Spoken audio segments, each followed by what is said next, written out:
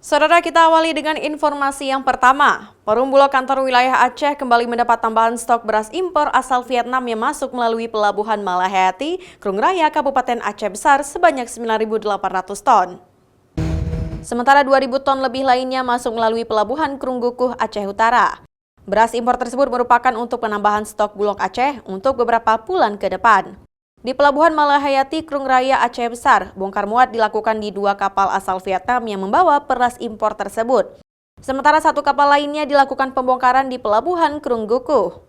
Dengan masuknya tambahan pasokan beras impor tersebut, jumlah stok beras yang ada di gudang Bulog Aceh totalnya mencapai 17.900 ton atau cukup untuk memenuhi kebutuhan hingga 3 bulan ke depan. Yang masuk itu sudah ada 3 kapal yang sudah ada di pelabuhannya. Tapi yang proses bongkar ini sekarang ada 4.900 ton. Itu 1 kapal semua, ini kapalnya dari Vietnam. Kemudian yang sudah ada di pelabuhan menunggu giliran bongkar itu ada 4.850 di Pelabuhan Malahayati. Yang sudah bongkar itu 4.900 di Pelabuhan Malahayati. Terus kemudian yang 4.850 juga sudah ada di menunggu gantian bongkar di Pelabuhan Malahayati.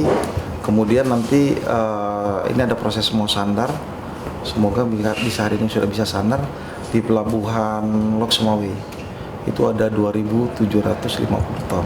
Setiap bulan, Perum Bulog Aceh juga menyalurkan bantuan pangan sebanyak 5.300 ton beras kepada keluarga penerima manfaat seperti bantuan pangan dan beras murah SPHP yang dapat dibeli masyarakat di pasaran.